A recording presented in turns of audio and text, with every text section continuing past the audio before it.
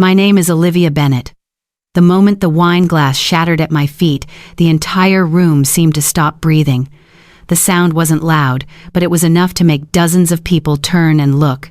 My mother stood a few steps away. Her face had gone pale. Not because she was worried, because she was angry. Across the room, my younger sister was crying. A few relatives were whispering to one another. Curious eyes kept drifting toward me as if I had done something terrible, but the truth was, I had only refused a request that no one should have had the right to make. If I had agreed that day, everything probably would have continued as normal. The party would have gone on. People would have raised their glasses and celebrated. My family would have continued playing the role of a perfect family. But I said no, and from that moment on, secrets that had been buried for years began to fall apart. To understand why things went that far, we need to go back to the beginning. Olivia Bennett was 34 years old. She owned a small restaurant along the Savannah River. It wasn't the kind of restaurant that appeared on television shows or in luxury magazines. It was the kind of place locals stopped by after work. The kind of place where the same families sat at the same table for years.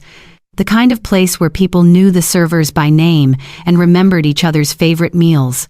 Olivia loved that place more than anything in the world, because she had built it from nothing. 12 years earlier, when her grandfather Arthur passed away, he left her an old building near the docks. The roof leaked. The walls were peeling. Most of the windows were broken. When the lawyer read the will, several family members actually laughed. Her mother, Patricia, was the first to speak. She said Arthur had left Olivia nothing but a pile of crumbling bricks. Her father, Thomas, was even more direct. He said the repair costs would be higher than the building's actual value. But Olivia saw something no one else could see. An opportunity. While people her age were traveling or buying new cars, Olivia spent every dollar she saved on renovations. During the day, she worked in a kitchen. At night, she scraped old paint from the walls. There were months when she slept inside the empty building because she couldn't afford another place to stay. That winter was especially cold. The wind pushed through unfinished door frames and gaps in the walls. Some nights, Olivia sat wrapped in blankets beside an old heater, wondering whether she was chasing a dream that was simply too big. But every time she thought about giving up, she remembered her grandfather Arthur. He used to say that the most valuable things in life are rarely handed to you. They have to be built, one piece at a time, one day at a time. Years later, Bennett Riverside officially opened its doors. What started with a handful of simple wooden tables slowly became one of the most beloved places in the area. Locals recommended it to their friends. Tourists came back the following year. Revenue grew steadily. Employees stayed for years. Everything developed slowly, but it developed on a solid foundation. The strange part was that Olivia's family was almost never there. They didn't come to the grand opening. They didn't come when the restaurant turned its first profit. They didn't come when she expanded the outdoor dining area. But they always remembered her younger sister, Rachel Bennett, the daughter who received all of the family's attention. Rachel lived a completely different life from Olivia. She loved expensive parties, designer brands, and spending far beyond her means. Every time she faced a problem, her parents stepped in to solve it. Every time she made a mistake, someone was ready with an excuse. Over time, Olivia came to understand a painful truth. In her family, the most dependable person was usually the easiest to forget. And because Olivia always handled her own problems, everyone assumed she would continue doing so forever. Until one afternoon in early spring, Rachel called to announce that she was hosting her engagement party at a luxury waterfront hotel. Her voice overflowed with excitement. The entire family would be there. Their parents made a special point of telling Olivia that she absolutely could not miss it. It was only a short phone call, an invitation that sounded perfectly ordinary. But after the call ended, Olivia remained sitting there for a long time. An uncomfortable feeling settled deep inside her. There was no clear reason, no evidence, just a feeling, like the strange silence that falls over the sky moments before a storm arrives. And this time, that feeling was absolutely right. On the day of the engagement party, Olivia arrived at the hotel earlier than expected. The building sat right along the waterfront, covered in glass and warm golden lights. Yachts anchored in the distance reflected across the river like endless ribbons of silver. Everything looked perfect, at least on the surface. Staff members were putting the finishing touches on the event. Soft music drifted through the sound system. Fresh flowers lined the entrance. Rows of tables covered in white linens stood neatly arranged throughout the ballroom. Olivia stood there for a few seconds, taking it all in. She didn't know why the uneasy feeling from the day before still hadn't gone away. As guests began to arrive, the atmosphere quickly became lively. Rachel entered to a round of applause. Her custom-made engagement dress instantly made her the center of attention. Patricia barely left her daughter's side. Thomas moved from guest to guest, shaking hands and talking about the bright future waiting for Rachel and Ethan. Meanwhile, Olivia sat at a table near the back. No one had intentionally placed her there, but no one had thought to give her a more important seat either. That wasn't anything new. For years, Olivia had grown accustomed to standing on the sidelines of what people called family events. About an hour after the party began, Maria sent her a text message. "Be careful." Olivia stared at the words and frowned. Before she could reply, Patricia appeared beside her. The smile on her face looked as perfect as ever. But there was something different in her eyes. "I need to talk to you for a minute." Olivia stood up. Thomas was already waiting in a small hallway behind the ballroom. The moment the door closed behind them, both of their smiles disappeared. Thomas pulled a thick folder from his briefcase. He placed it on a nearby table. Patricia took a deep breath. Rachel is about to start a new life. Olivia remained silent. Patricia continued. She needs stability. A strong foundation to build her future on. Olivia looked at the folder. Then she looked at her parents. For the first time, she began to understand where her uneasy feeling had come from. Thomas pushed the documents toward her. "We've already spoken with an attorney. It's just a simple formality." Olivia opened the first page. The blood in her veins seemed to freeze. They were ownership transfer documents. Bennett Riverside. Rachel's name appeared on almost every page. Olivia read a few more lines. She couldn't believe what she was seeing. They weren't asking for a loan. They weren't proposing a business partnership. They wanted to transfer majority control of the restaurant to Rachel. "Only temporarily," Patricia said quickly. "You'll still run everything. Rachel just needs assets in her name to help stabilize her finances." Olivia slowly raised her head. For the first time since the conversation began, she spoke. "What about me?" Patricia blinked. "What do you mean? If I give away the restaurant, what happens to me?" The question left the hallway silent for several seconds. Thomas answered first. "You'll still have a job. You'll still live your life. Rachel needs this more than you do." A familiar sadness settled inside Olivia's chest. It wasn't anger. It wasn't disappointment. It was confirmation. Confirmation that she had never misunderstood anything all these years. In their eyes, her success was always a resource that could be shared. Rachel's failures were always a problem that needed to be solved. Patricia stepped closer. "You're her sister. Family is supposed to help each other." Olivia let out a quiet laugh. There was nothing joyful about it. Help. It was such a beautiful word, but this time it sounded more like an order than a request. At that moment, the hallway door suddenly opened. One relative stepped inside, then two more. No one said a word, but their expressions told Olivia everything she needed to know. They knew. Not just her parents. The others knew too. Maybe they had known before the party even started. Maybe all of them had been waiting for her to sign.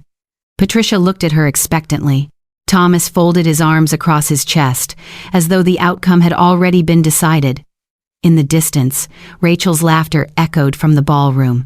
She wasn't worried at all. She wasn't nervous.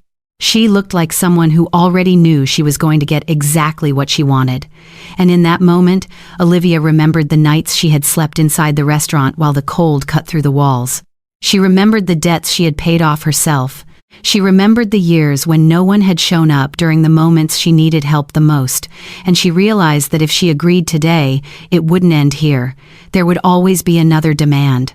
Always something else she would be expected to sacrifice. Olivia closed the folder. She pushed it back across the table toward her father. Then she spoke calmly. "I'm not signing." The atmosphere in the hallway changed instantly. Patricia went silent. Thomas clenched his jaw. Out in the ballroom, the music continued to play, but the real storm had only just begun. "I'm not signing." The 4 words were spoken quietly, but to the Bennett family, they landed like shattered glass in the middle of a silent room. Patricia was the first to react. Her face darkened immediately. "Olivia, don't make this more difficult than it needs to be." Thomas stepped forward. The false patience he had been wearing all evening was gone. "You're being selfish." Olivia looked at her father. What surprised her wasn't what he said. It was how familiar it sounded. Every time Rachel made a mistake, someone had to sacrifice something. Every time Rachel got herself into trouble, someone had to fix it. And somehow, the person chosen was almost always Olivia. This time was no different. Patricia lowered her voice. "Do you have any idea how much this family has done for you?" Olivia didn't answer, because she knew that if they actually started making a list, it would be much shorter than they imagined. Just then, a voice came from behind them. "What's going on here?" Rachel appeared in the hallway entrance. Her expensive dress still looked flawless, but the smile disappeared from her face the moment she saw the documents lying on the table.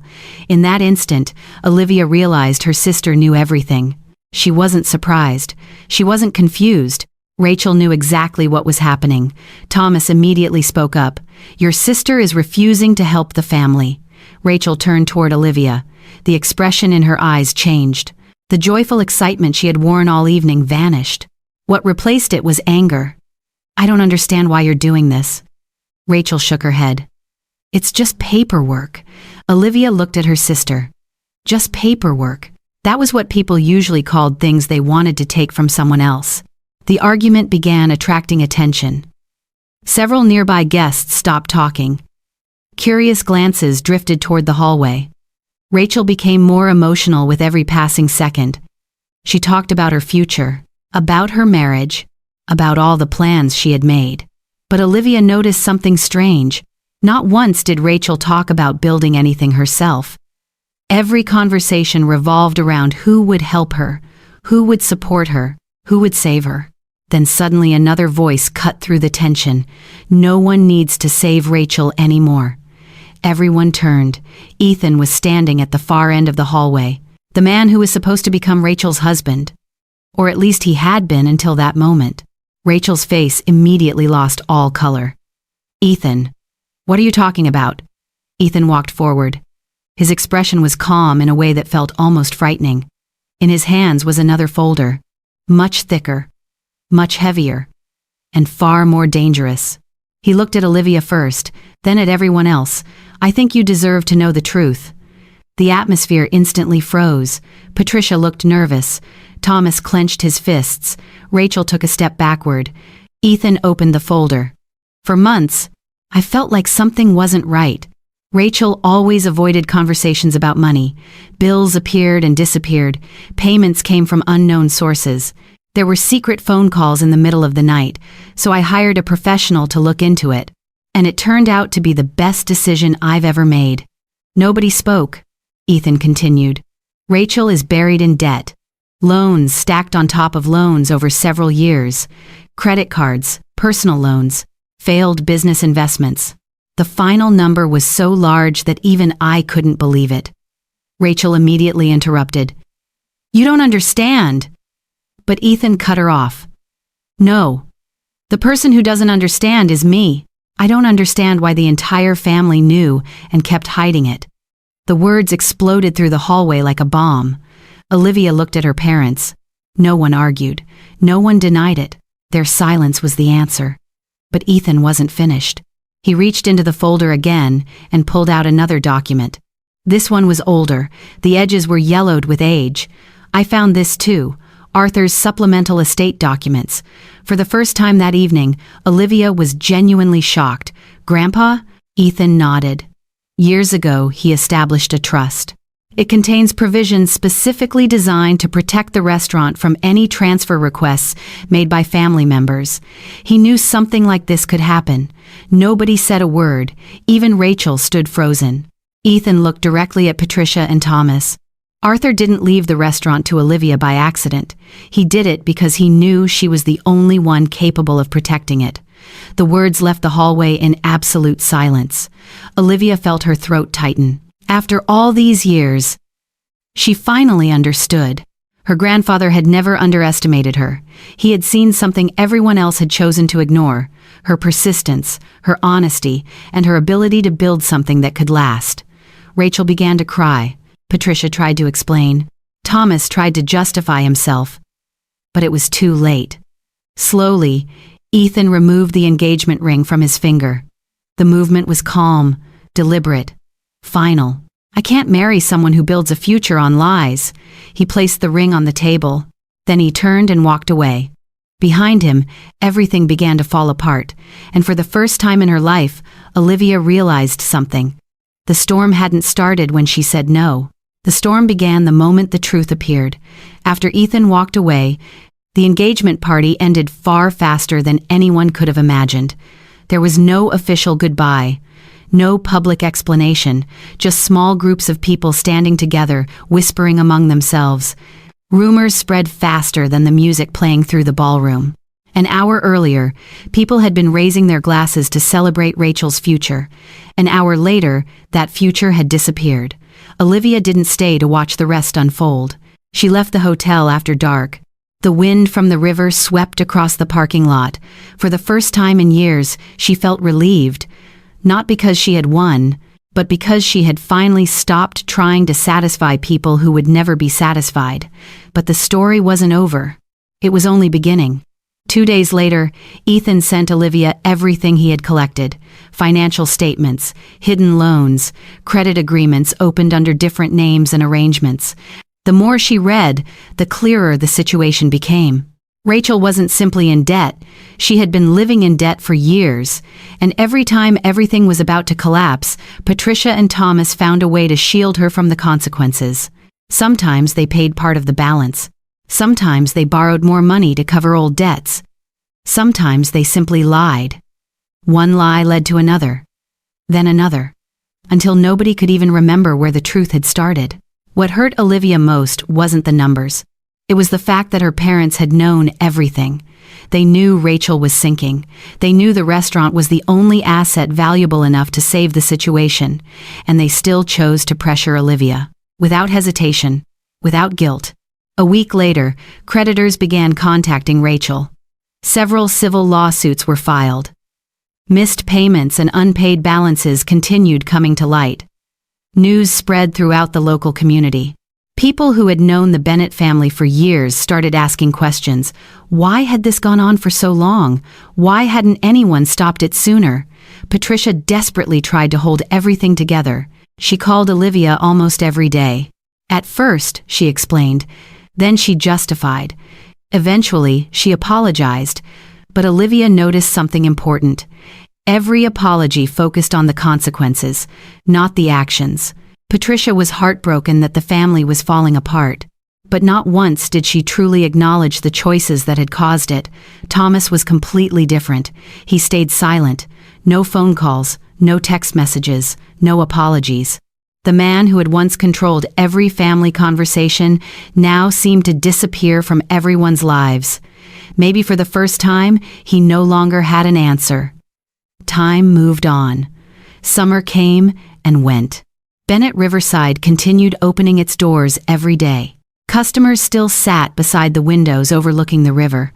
Laughter still filled the dining room every evening. Life continued, and that was what surprised Olivia the most. She had always imagined she would feel angry. She had imagined wanting revenge, wanting to prove she had been right. But those feelings never came. Instead, she found peace. The kind of peace that comes when you stop fighting to be accepted. 1 year later, Olivia stood in the newly expanded outdoor section of the restaurant. Golden string lights hung between the trees. Soft music drifted through the evening air. Inside, customers were enjoying dinner. Maria walked over and handed her an envelope. Olivia opened it. Inside were the plans for the first scholarship program sponsored by the restaurant.